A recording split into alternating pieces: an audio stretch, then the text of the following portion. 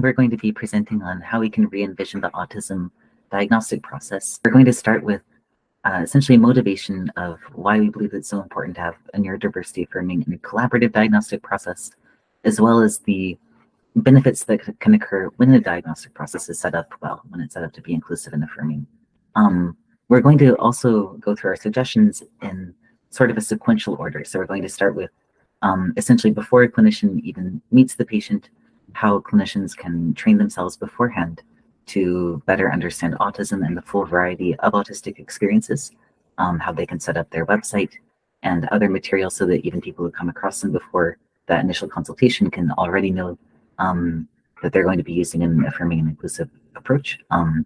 We'll also be discussing how clinicians can take a collaborative approach during the diagnostic process and different ways that autistic traits can present. And during part of this, we'll also be providing a really brief overview of different checklists and tools or questions that might hopefully serve as a useful guide for individuals who are wondering if they might be autistic.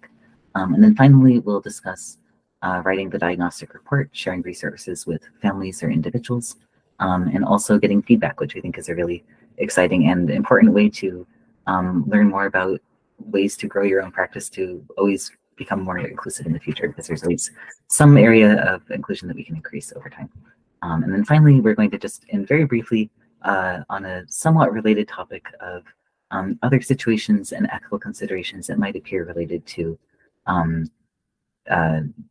diagnosis or interacting with other individuals who you think may be autistic. So we wanted to touch on common reasons why people seek a diagnosis to begin with.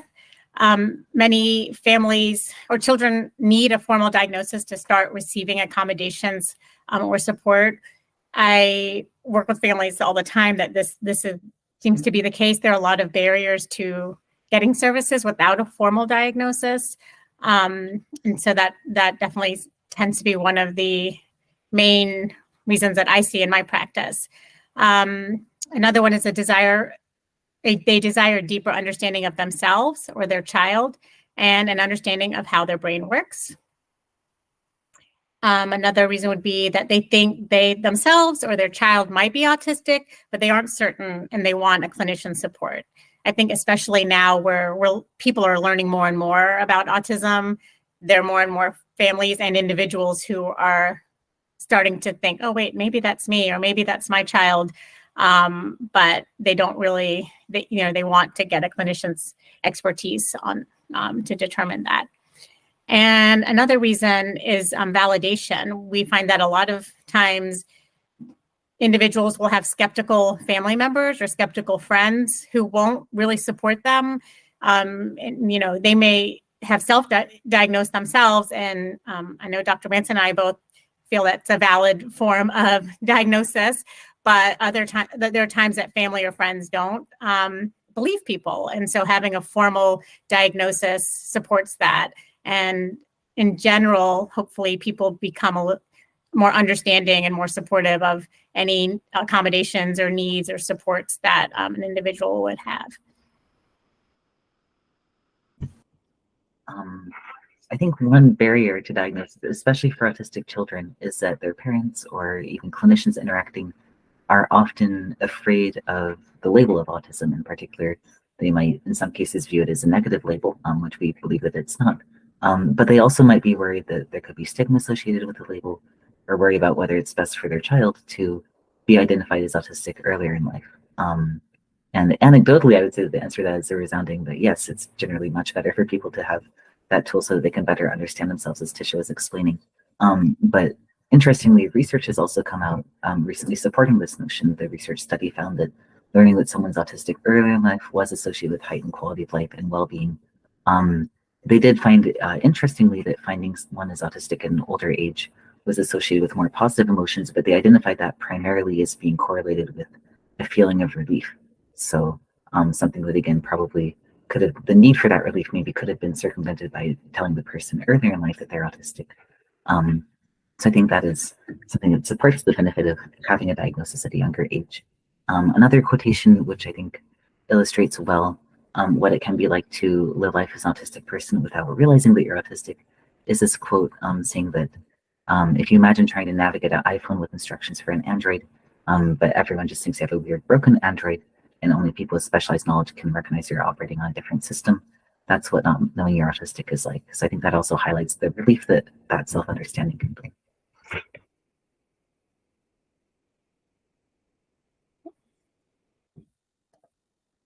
We really think it's important to point out the diagnostic disparities that we know many people face. Black autistic children are disproportionately likely to be misdiagnosed with conduct disorders than white autistic children. And we see that happening pretty frequently. And, you'll see that in more suspensions and expulsions in school, which have long-term detrimental effects. So that's something that we really are wanting to highlight and hopefully change. Autistic women on average experience an 8-year delay in diagnosis. And diagnosis and other services can be really expensive, up to $2,000 just to get a diagnosis. Not all places accept insurance, and a lot of families don't have insurance or good insurance. So that's a really significant barrier to receiving a diagnosis. And we know that receiving a diagnosis in itself is sometimes a privilege that is not afforded to everybody. Here's a quote. Oops. The school psychologist amazingly insisted that I couldn't actually be autistic. Instead, because I was adopted transracially and transnationally, he believed that I had reactive attachment disorder, and therefore, blocking my view, therefore did not qualify for services. Sorry, the bar is blocking the rest of the quote on my screen. And Lydia XZ, who is an advocate and activist in many ways, shared that quote. I think that's really important to highlight that oftentimes, because there's a stigma with autism, people are quick to attribute autistic traits to other reasons and don't always want to qualify them for services through the autism diagnosis. So having kind of set up that brief motivation, we now wanted to start with jumping into suggestions that clinicians might use to promote neurodiversity inclusion and just a broader understanding of autism and the experiences of autistic individuals before the diagnosis. So I think our very first suggestion is in the acquiring knowledge phase. So of course, anyone who's going to be diagnosing autistic individuals will be having their formal clinical training. But that training often may not include the perspectives of autistic individuals, or at least may not include it in great depth. So we would recommend becoming familiar with the perspectives of autistic individuals from diverse backgrounds. So this could include non-speaking autistic children, and we've put examples of books that you might find beneficial under that. But this is by no means a comprehensive list. There's also websites and books that discuss different experiences of autistic children. So Autism Level Up contains some great neurodiversity-affirming strategies for a variety of different needs that children might have. Therapist Neurodiversity Collective is a website that includes information on different neurodiversity-affirming therapies and strategies. There's also books on unmasking autism and Sincerely Your Autistic Child, which I believe primarily represents the experiences of autistic girls and gender diverse children growing up. And then there's also websites and books and repositories geared towards the experiences of autistic adults that are listed here. So I think reading and or watching videos, whichever is your preferred mode of learning, can definitely be really beneficial, especially if you're keeping track to kind of increase the variety of experiences and backgrounds and identities of individuals that you're reading about. I also think that it can't fully supplement sort of human interaction and the learning that can come from that. So if possible, ideally seeking out seminars, groups, panels where neurodiversity is discussed, and ideally those that are led by or represent well the perspectives of autistic and neurodivergent individuals can be really beneficial. Or even getting training or informal mentoring or collaboration or consultation from a neurodivergent individual can be beneficial as well. We did also want to acknowledge that there are some perspectives that are really underrepresented in the literature, one being the perspective of individuals with intellectual disabilities. And so we hope that, I think being mindful of that can be beneficial in kind of acknowledging areas where society and research just has gaps in our knowledge right now. This next step that you could do when acquiring knowledge is searching for community resources. We find it really important that when you do work with the family, that you have resources readily available to share with them, so they're not walking out the door with nothing, or next steps to go to. Many areas, and I imagine many of you are in the Triangle area, have a lot of sensory-friendly resources and autistic-led or disabled-led discussion groups or events for adults. I think there are probably less of those, but I think they're growing. You could look for virtual or social media groups for adults, alternatives to ABA, and just having a variety of options for parents or individuals of where they can get therapy services or supports. Schools with neurodiversity-affirming admissions, including students with higher support needs. I think that sometimes can be a really big challenge for families that I particularly work with. So having those resources available would be very helpful. And you would be considering the age might be diagnosing children versus adults. So those resources would need to be relevant to the age of the client, the range of support needs that are served in any of the resources that you give. You can look at their inclusion policy, and we'll talk about this a little later, but a lot of websites now have neurodiversity information on their website. So that kind of helps signal to you as a clinician that this might be somewhere that you would want to consider sharing as a resource. I also really recommend contacting your resources ahead of time and trying to meet with them or set up time to visit those places, so that you feel comfortable that they are genuinely neurodiversity affirming and safe and comfortable places for your clients. And then, of course, considering cost, there is a lot of disparity between cost of services and programs and resources, and you want to consider what your clients can or comfortable and able to pay for. So you would want to have a range of resources from free to, no cost to low cost, and then higher cost options too. And so that families can select what's best for them.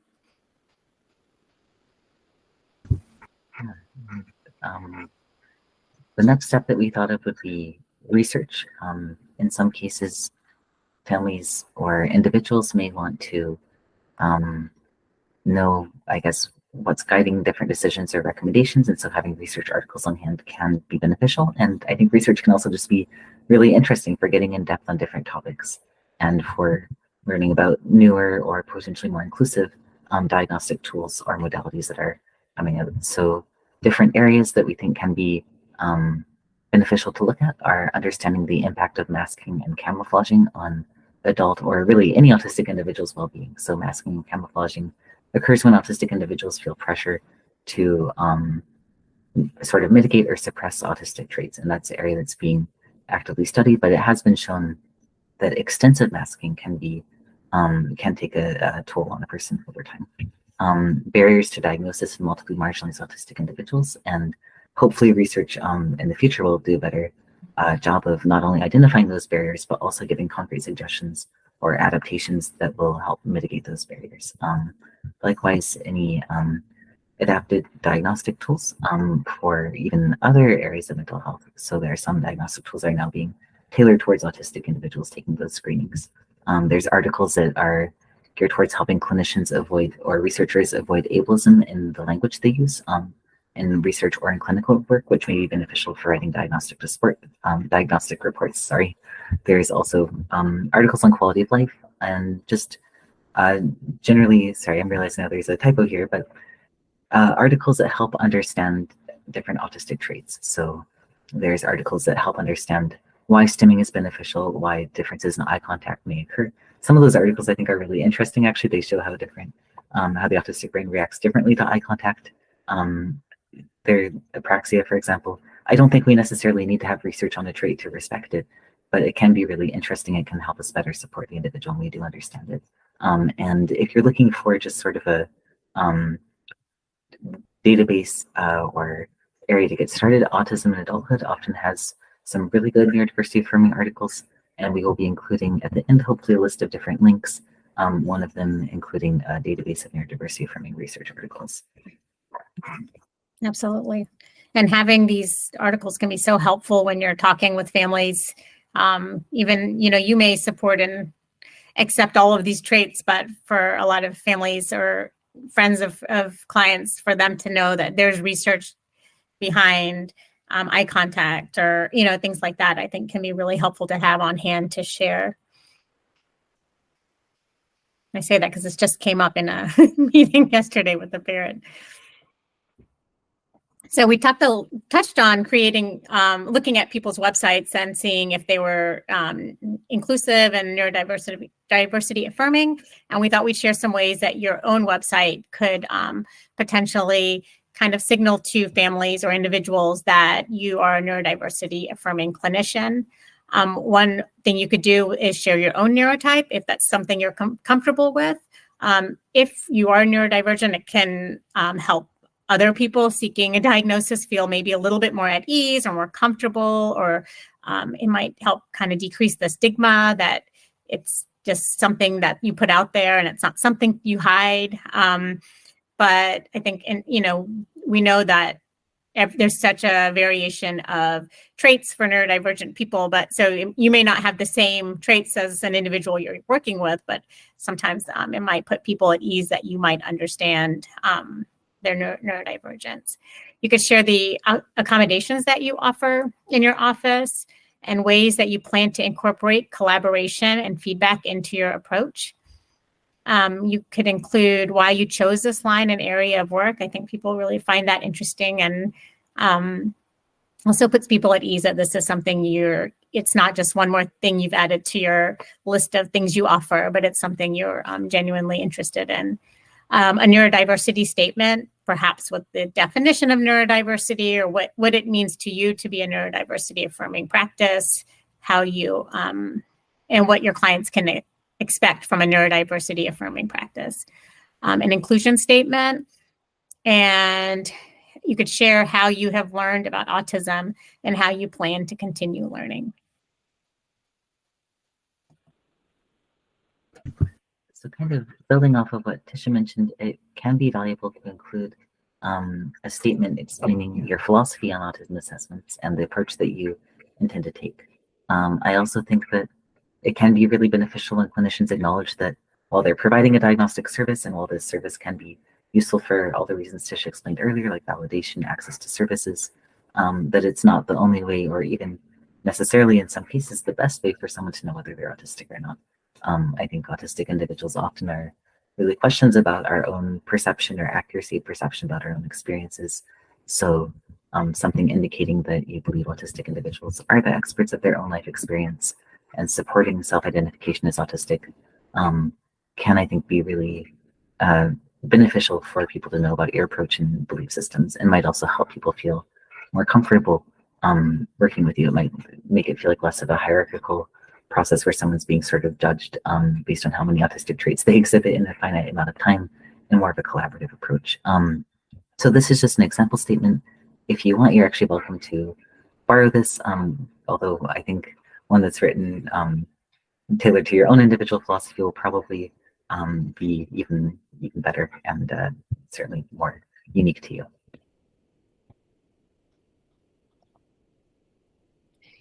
So oftentimes the first step when someone calls for to schedule an appointment, you send an intake form or a case history form or paperwork. There's just some suggestions that we have to include in your paperwork so that families feel you're inclusive and you're affirming. First is ask about pronouns rather than sex or gender. A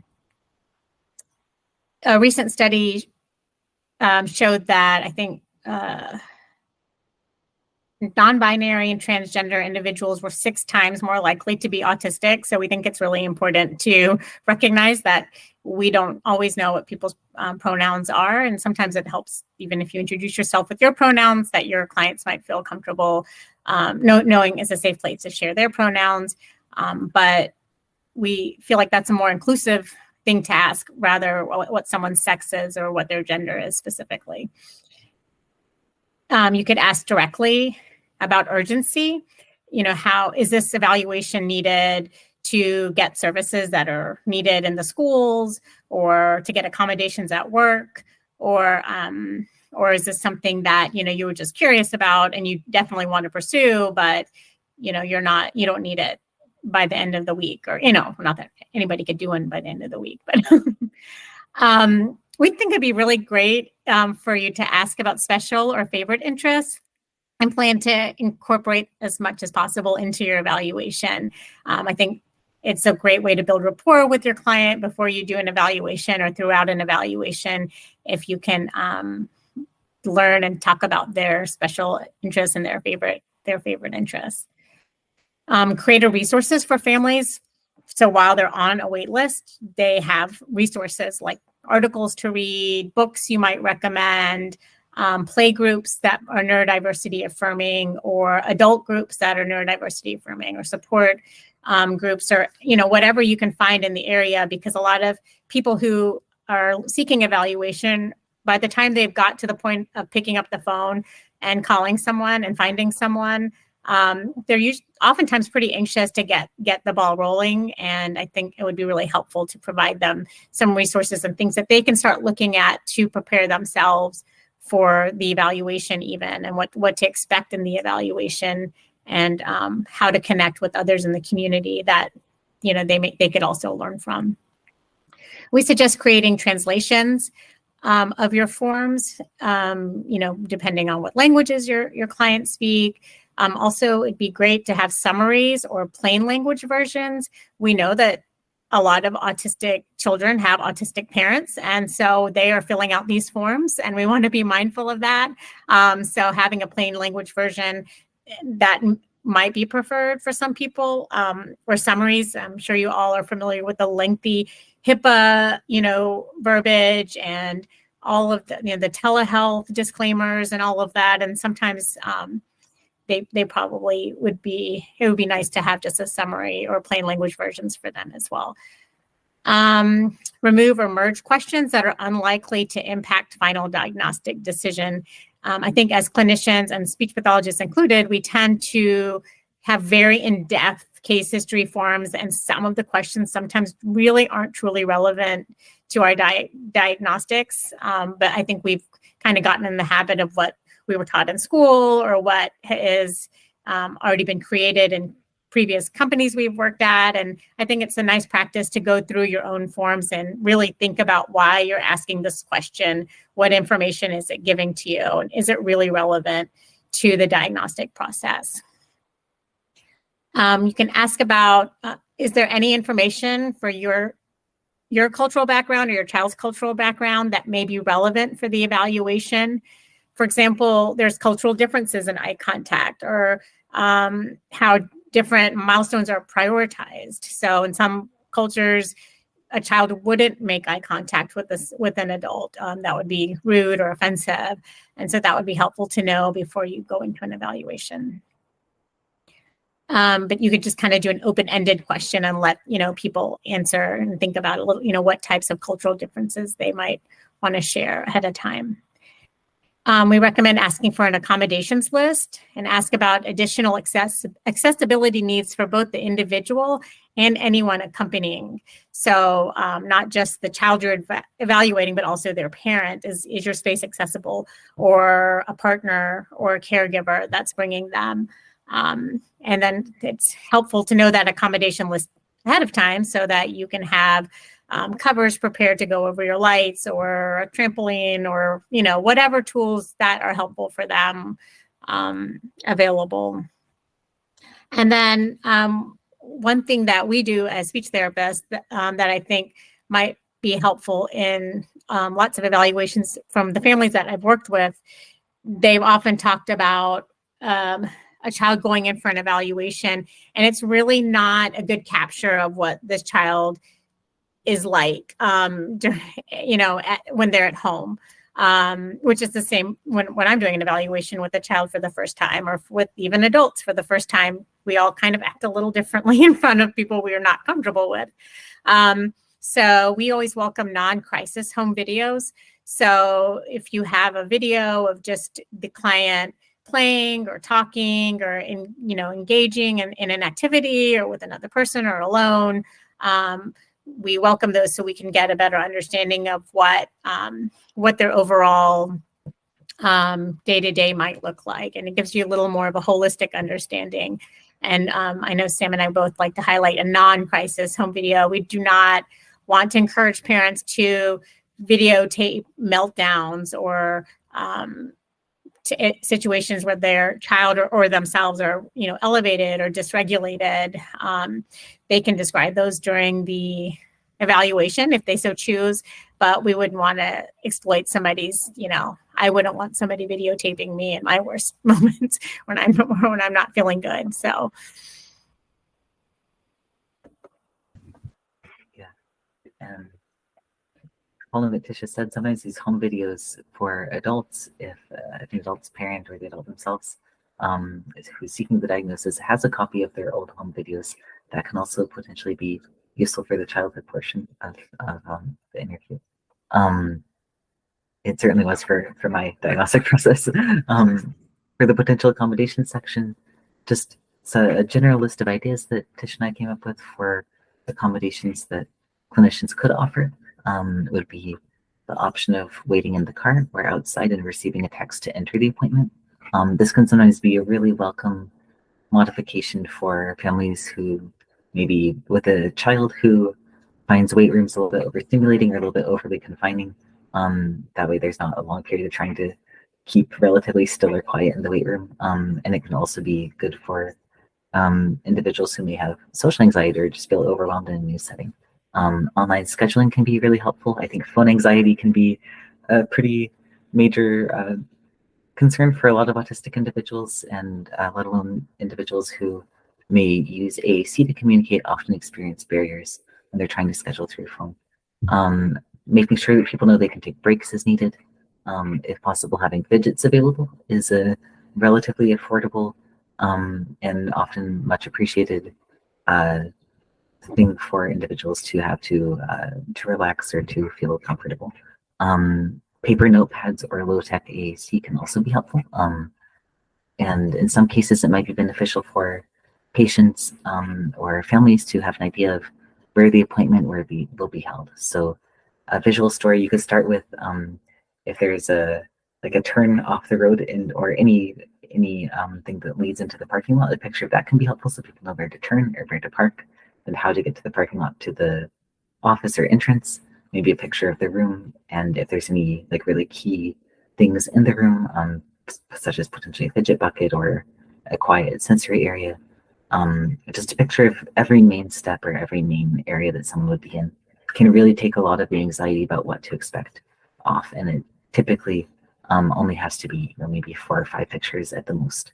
And in some cases, having the option of bringing a support person along, making sure that people know that they won't be judged if they want to bring a friend or partner or any other person for their diagnostic process. And always making clear that people can bring up any other accommodation needs as well. This is definitely not an exhaustive list. There's probably many accommodations that could be beneficial that aren't on this list. And so I think offering the list helps.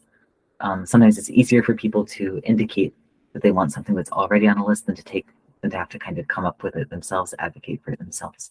And it can also make them feel more comfortable if there is something else they need to bring up, because they can see you've already put thought and effort into making the place successful. Absolutely. I think we might bring this up later in the presentation, but I want to highlight it here as well because it just came up in an evaluation recently. I also think it's great to have flexible seating options available for one, and also to be comfortable with whatever position a child or an adult needs to be in to be comfortable. We worked with a child who prefers lying down flat, and his parents were encouraging him to sit up straight and sit on the chair. But, he may have needed the pressure of the floor to help with regulation. I mean, in this situation where he was, with a new person and, for whatever reason, that is a completely acceptable way to still participate in an evaluation. Or they could be walking around, pacing, sitting, standing. I mean, I think that it's important. I think sometimes we have an idea of how an evaluation should look or how someone should show that they're engaged. But oftentimes kids and adults are engaged in positions that maybe you and I would not be as engaged in. So just being flexible and open to that, I think, is really affirming and nice. The next thing we're going to talk about is neurodiversity inclusion during the diagnosis. And we'll start with tools for a collaborative approach. So there are several diagnostic options for adult clients. Report based on conversation, which is incredibly valuable.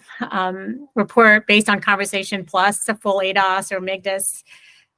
Or also, we want to give people the choice of whether or not to have clinician contact. Childhood references, I think that sometimes that's required, and some adults may not want their childhood, parents or aunts or uncles or whoever to be contacted as references. So you should still be able to proceed with reaching a diagnosis without that, or find ways to do so that's not a mandatory component. For all clients, I just want to be really attentive to signs of stress, provide options whenever possible, and encourage questions throughout. I think it's important to do check-ins throughout an evaluation just to make sure your client has time to ask questions, has space to ask questions, has time, feels comfortable taking breaks. And we really want your clients to feel like this is a collaboration and a partnership with them. Even young children, you can still make sure that they feel like they're a part of the process.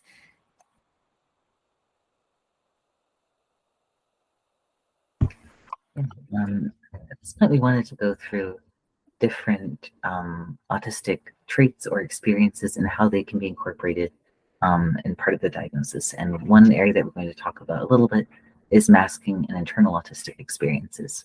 So historically, masking has not been well reflected in the tests used to assess autism, which means that if someone is used to putting a lot of effort or feels a lot of pressure in their daily life to hide autistic traits, that in the autism test, it's hard to just suddenly shed all those layers of protection and social pressure and masking that individuals have accumulated, and so their scores might be artificially lowered. So for example, if someone has felt a lot of pressure to train themselves to look others in the eyes and is used to doing that in new social situations, a clinician might observe that the person is making relatively typical eye contact and mark that as a non-autistic trait. And if that happens in enough areas, an autistic individual could be assessed as non-autistic. So we wanted to kind of just give some examples of what masking is. And these are, I guess, all relatively stressful examples. I think there may be instances where someone might mask because for other reasons, not necessarily always a negative experience, but just to illustrate the general concept of it. For example, if someone is shamed for fidgeting or stimming too much growing up, they might learn to fidget or stim in more socially acceptable ways, or might learn to sit still entirely for shorter time periods. So, for example, someone might go from rocking back and forth to like playing very quietly with jewelry or a pen or something that's a little bit less observable. If someone is shamed a lot for talking about their special interests, or in general, if they feel like they're frequently being perceived as socially unacceptable and experiencing a lot of stigma there, what can often happen is that someone might become very passive in conversation and might really work very hard to emulate the other person's cues and to put the other person at ease. There's also instances where someone might practice their facial expressions in front of a mirror, and there can also be a correlation between feeling socially out of place and using different coping mechanisms. So some individuals might turn to substances to feel more normal or to mask social anxiety, or find other strategies that allow them to feel like they can, I guess, not stand out as much. So that's just sort of a brief overview of what masking is, and then we're going to go into like more detailed criteria or metrics in the next few slides. So one metric we're going to share with you is the CAT-Q.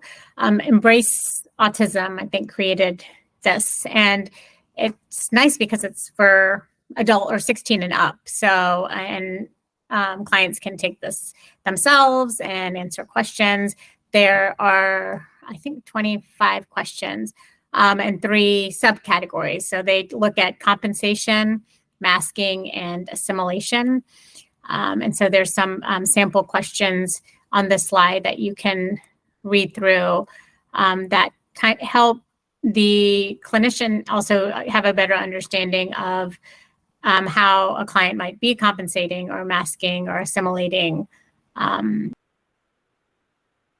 we also wanted to provide a different way of assessing for masking, especially personally, one of the research studies I'm involved in, we've been working on getting feedback from autistic individuals with diverse backgrounds. And I found that sometimes metrics like the CAT-Q, or really any metric where you have to rate something on a scale of 1 to 5 or 1 to 10, it can be pretty confusing because it can be hard for people to figure out like where exactly is the line between agree or strongly agree. What if I strongly agreed at one point in my life but not necessarily now? Personally, I think that sometimes a measure of someone being autistic is often finding like the imprecision that's often inherent in like having to pinpoint a specific score really confusing. And so open-ended questions can also be quite valuable. And one set of questions that can generally provide a starting point to understand someone's experience for masking can be to pinpoint, was there a time or like a gradual period of realizing that you felt socially different or felt different in sensory experience or really any area? And if so, can someone tell you about that experience? This can also maybe help identify stigmatized traits that someone may have had as a child. And you can also ask, was there a time when you started trying to make yourself more socially typical? And what was that process like? And also, do you feel like you exert a lot of energy trying to blend in or be more typical? And how does that impact your well-being? I think this can be useful for understanding someone's current state. And I also wanted to mention, just as a subtlety that I think doesn't often come up in conversations about camouflaging or masking, is that someone can be camouflaging a trait and still have it very visibly. So I guess to use myself as an example, I think it's pretty obvious that I'm stimming. I don't think that's like a really well-hidden trait, nor do I really try to hide it. But I do typically modify the way I stim pretty substantially when there's people around or arguing, because I would probably be like constantly moving and in a way that sometimes may actually be disruptive if I was in a public setting. And so someone, I guess, I think it's worth asking about masking and camouflaging, even if you don't necessarily feel like the person is camouflaging based on looking, because it's not something that you can necessarily tell.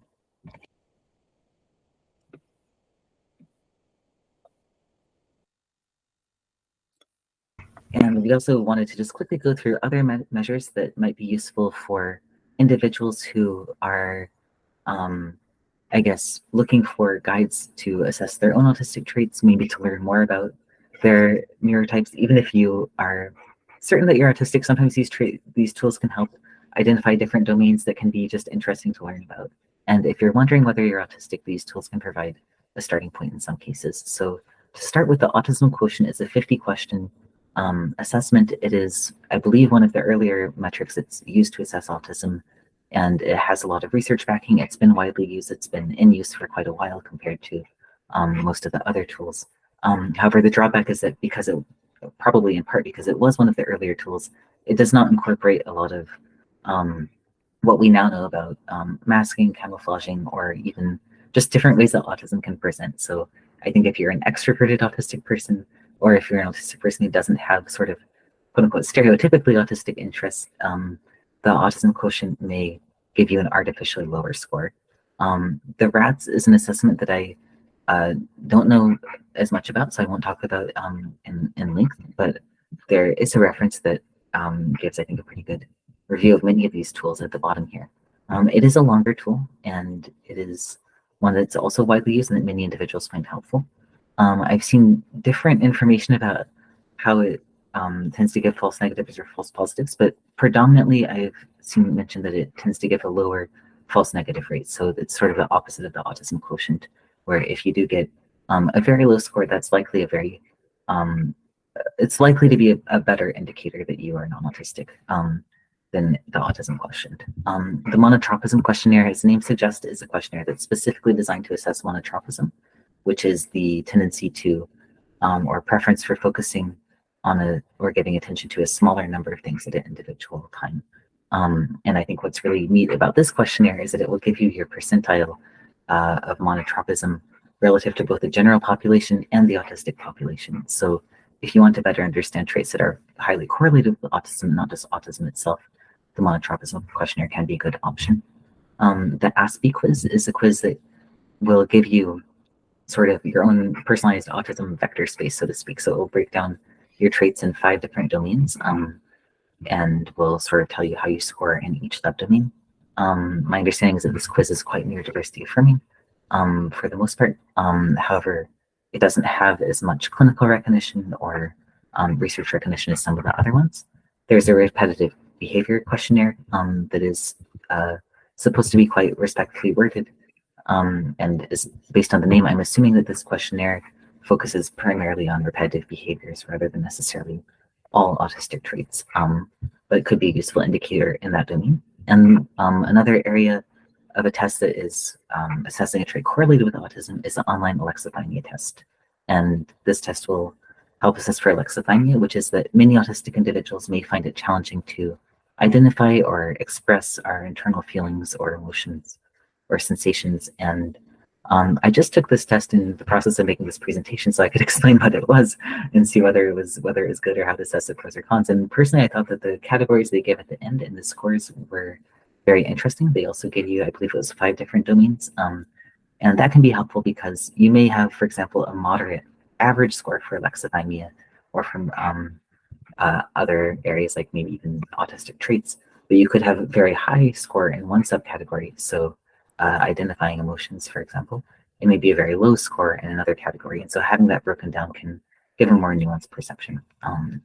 So that's just a brief overview of screeners that I believe are all available fully online and don't require any special steps to access them. Next, we just wanted to highlight autistic strengths. We know a lot of clinicians, and myself included, were trained more from a deficits model. And so we think it's really important to highlight autistic strengths and to keep them in mind and be mindful of them during the process of diagnosing, and also to share them with individuals and clients. Of course, autism isn't a monolith and there's a wild variation between traits and strengths, but these are some common ones that that have been observed that we just wanted to highlight for everyone.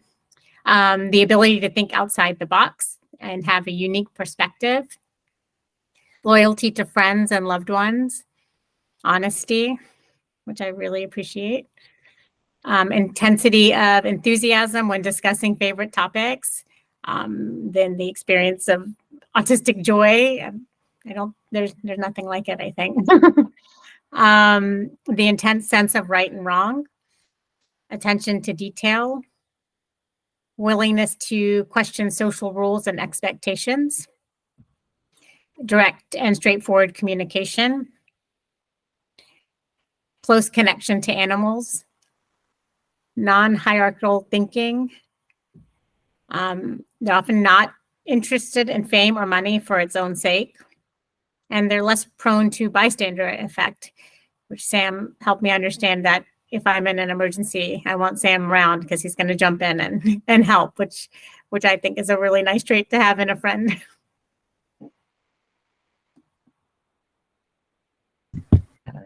We also wanted to, I guess, go through common autistic challenges.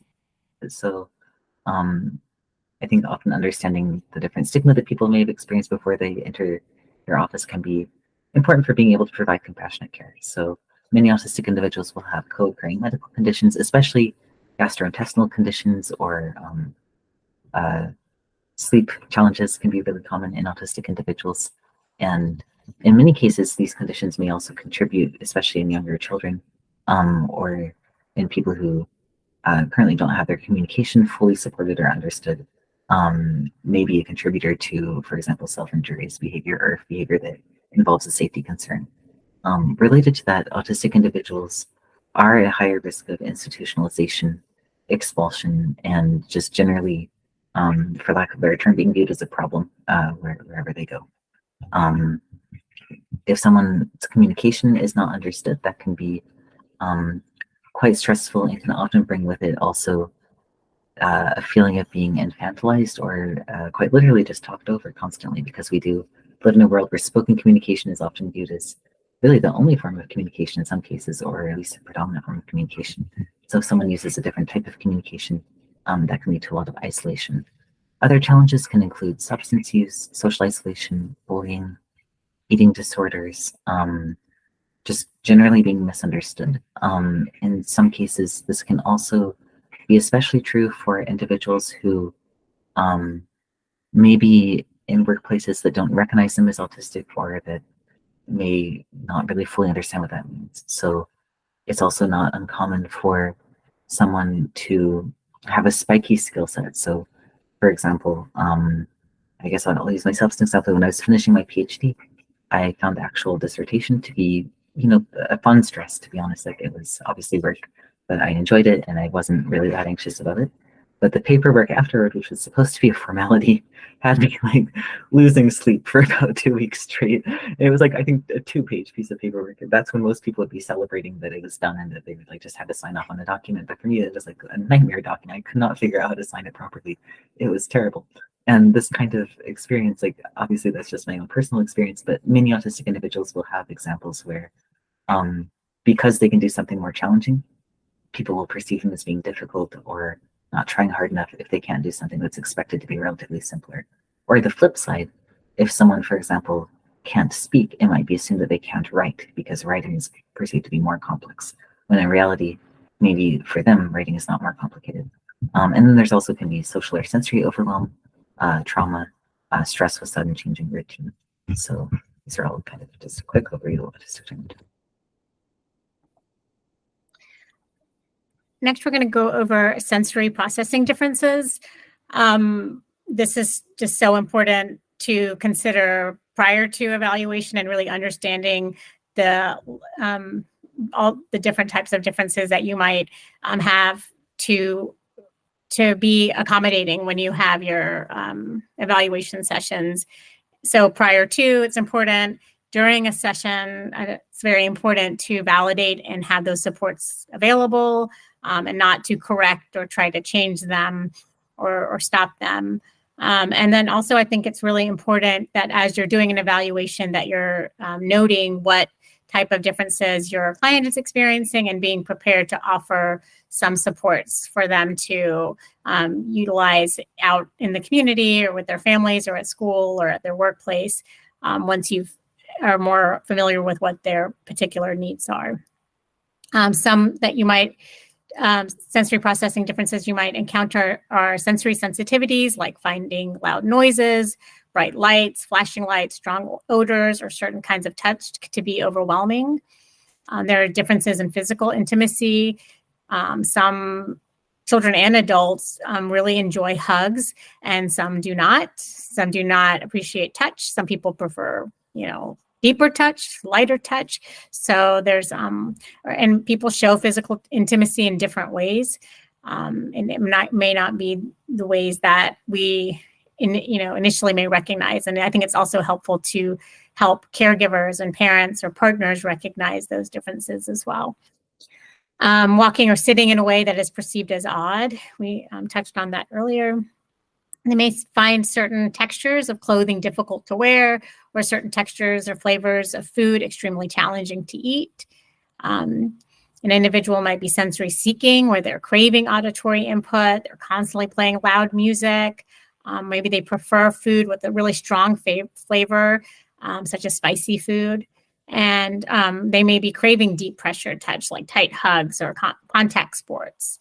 Or again, you might see people pushing their head on the floor or against a wall, or pushing down on the floor for that deep pressure. Stimming, repetitive movements like playing with one's hair, rocking back and forth, flapping hands, repeatedly adjusting clothing, jewelry, and other cultural stems. And there may be challenges with coordination and accidentally bumping into things or knocking things over frequently. Yeah, and we also wanted to similarly go through one of the other three main domains of autism, which is desire for routine, in case this is helpful for guiding an informal conversation between clinicians and clients, or helpful for people who may be wondering whether they fall into this category themselves. So routine can manifest as that sort of intense, extreme interest in one or two specific topics or one or two play routines. And one question that sometimes comes up from people wondering if they are autistic is, well, how do I know something is a special interest versus just an interest that I find very interesting? And I don't know if there's like a precise formula for it, but some general metrics can be, can you focus on this favorite topic or play for a long time, or is it, or in other words, is it something that comes up in your mind a lot? And is it something that frequently brings you excitement? For example, maybe you rarely become tired of this topic, or maybe you, whenever you are feeling energetic, that topic is one of the first things that you want to spend your energy on. Those are just some very rough metrics that really don't necessarily apply to every person. Routine can also lead to sort of extensive or deep knowledge on specific topics in some cases. In children, this might mean memorizing a lot of phrases or just even like locations of objects related to a favorite topic. In adults, it could also manifest as spending hours looking up information on those topics. Another indicator that someone has very intense interest is if a lot of their friendships form out of those interests. So maybe someone initially maybe they're really interested in the game chess, and many of their friends are initially made at chess clubs, chess discussion groups, chess forums. And that doesn't necessarily mean that that's all they talk about or all that their friendships consist of. But if that is a really key point that friendships form from and revolve around, that can be an indicator that someone has really intense interest as well. I think one of the strongest indicators that someone is autistic or neurodivergent is that they generally find it easiest to communicate with other autistic and neurodivergent individuals. There is research on the double empathy gap, finding that people typically find it easiest to communicate with those of a shared neurotype. So if almost all of your friends are autistic, that could be a pretty good sign that you're likely autistic or neurodivergent in some capacity. We also want to emphasize the examples of rituals. They certainly can include more classic autistic rituals, such as lining things up, or I guess other commonly listed things, but it could be something different, like just listening to the same song over and over and over, preferring to have very structured friendships, or preferring to have friendships where you really know what to expect. So maybe meeting the same person at a fixed frequency, like every week or every other week, meeting in the same place. Be finding it very stressful if there's a sudden change in routine. Maybe eating the same food or sets of food on a very regular basis, or having rituals related to getting ready. Sometimes it can be easiest to identify the preference for routine in its absence. So if there's a sudden change, does the person find it really, really stressful? Do they feel like they have to sort of hide their distress because it is disproportionate to what people expect from them? Rumination, or kind of lingering on the same thought, or preferring to repeat the same thoughts, maybe finding it soothing to repeat the same thoughts, can be an indicator of routine. And one thing that we kind of want to highlight throughout this is that autistic individuals, we don't really necessarily have one set of autistic traits. What we typically have is there's a set of traits where autistic individuals are different from the norm, and often on either extreme. So for punctuality, it could be that the person wants to plan everything in advance, wants to be everywhere, with much room to spare in terms of punctuality. Other neurodivergent individuals might have time blindness and find it really stressful to try and make it places on time.